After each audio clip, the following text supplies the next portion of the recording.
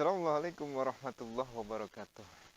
Bapak Ibu yang budiman, yang saya hormati, pada kesempatan yang berbahagia ini, izinkan saya untuk memperkenalkan diri. Nama saya Ali Irham dari SMAN 1 Sekolah, calon guru penggerak Angkatan 5. Baiklah, pada kesempatan kali ini saya akan memaparkan pemikiran filosofis Ki Hajar Dewantara dan relevansinya terhadap pendidikan saat ini.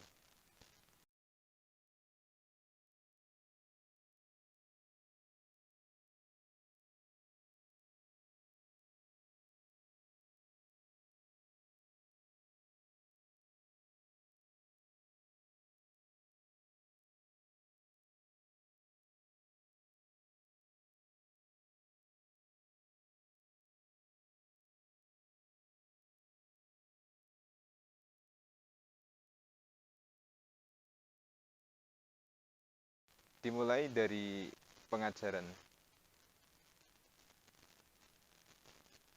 Pengajaran atau underwis, Ki Hajar Dewantara berpendapat membedakan kata pendidikan dan pengajaran dalam memahami arti dan tujuan pendidikan. Menurut Ki Hajar Dewantara, pendidikan atau underwis adalah bagian dari pendidikan. Pengajaran merupakan proses pendidikan dalam memberi ilmu atau untuk berfaedah untuk kecakapan hidup anak secara lahir maupun batin. Maksud pengajaran dan pendidikan yang berguna untuk kehidupan bersama ialah memerdekakan manusia sebagai bagian dari persatuan atau rakyat.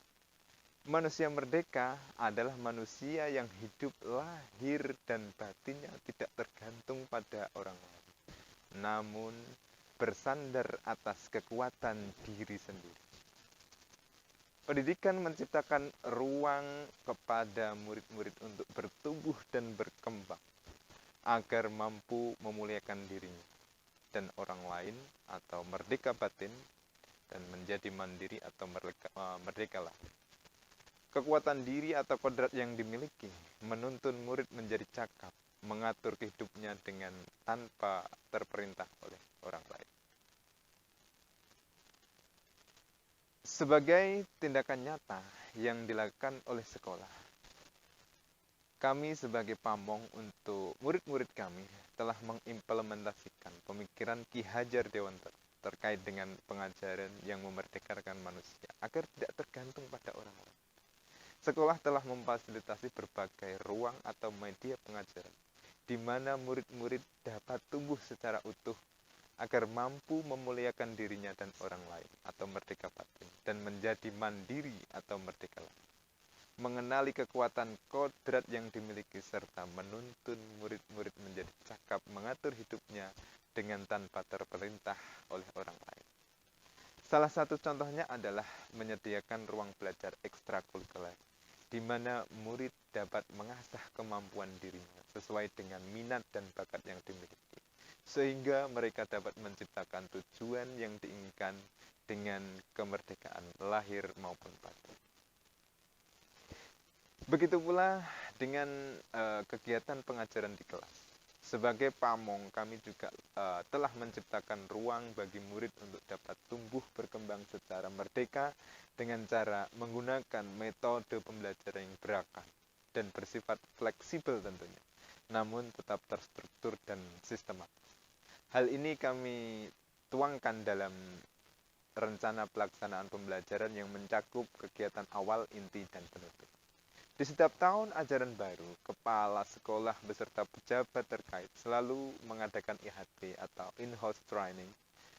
Adalah sebuah kegiatan yang diselenggarakan sekolah dalam rangka meningkatkan kompetensi guru dan karyawan untuk merencanakan kegiatan pembelajaran yang tentunya dengan berbagai metode dan model pembelajaran yang berpihak pada murid.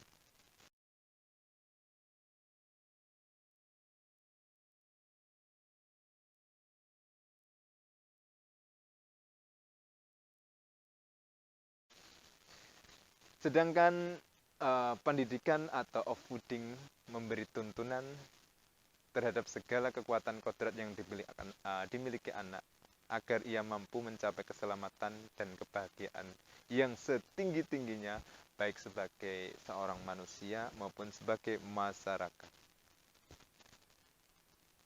Dalam pendidikan yang memberikan tuntunan terhadap segala kodrat yang dimiliki anak, sekolah sudah menciptakan ruang bagi para murid untuk menemukanali kodrat yang dimiliki. Contohnya adalah organisasi intrasekolah atau Majelis Permusyawaratan Kelas atau MPK, di mana murid dapat menentukan sikap untuk mendaftar sebagai anggota OSIS.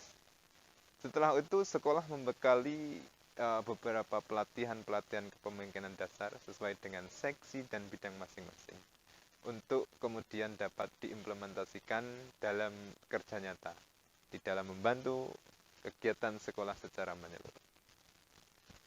Dan untuk melengkapi kebutuhan murid, sekolah juga menciptakan ruang lain untuk murid-murid yang belum mendapatkan peran di dalam organisasi intrasekolah.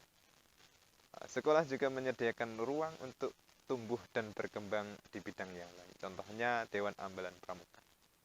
Disitulah murid-murid dapat mengambil peran kepengurusan yang sama dengan organisasi intrasekolah, namun dalam bidang yang berbeda. Dan yang tak kalah pentingnya adalah kekuatan sosiokultural. Kekuatan sosiokultural menjadi proses menebalkan kekuatan kodrat anak yang masih bersifat samar-samar. Pendidikan bertujuan untuk menuntun dan memfasilitasi, membantu anak untuk menebalkan garis samar-samar agar dapat memperbaiki lakunya untuk menjadi manusia seutuhnya. Jadi anak bukan kertas kosong yang bisa digambar sesuai keinginan orang dewasa. Demikian pemikiran dari Ki Hajar Dewantara. Dan untuk menebalkan kekuatan kodrat anak yang masih samar-samar tadi, sekolah memberikan ruang untuk memerdekakan mereka dalam konteks sosiokultural dengan cara mendorong dan memotivasi murid untuk mengikuti kegiatan bakti sosial, contohnya di dalam masyarakat, bakti sosial, kemudian dengan aksi nyata seperti membagikan zakat fitrah, mengupayakan kebersihan tempat-tempat ibadah, dan lain-lain. Selain itu, kami juga mendorong murid-murid untuk aktif di dalam kegiatan sosial kemasyarakatan yang sudah menjadi adat atau kebiasaan positif di dalam masyarakat, seperti kerja bakti, hajatan, selamatan, dan lain sebagainya.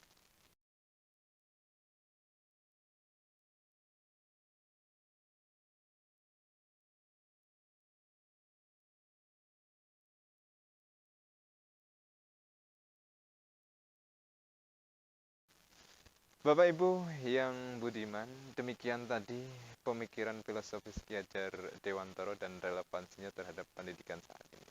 Mudah-mudahan bermanfaat. Terima kasih atas perhatian. Mohon maaf atas segala kekurangan. Wassalamualaikum warahmatullahi wabarakatuh.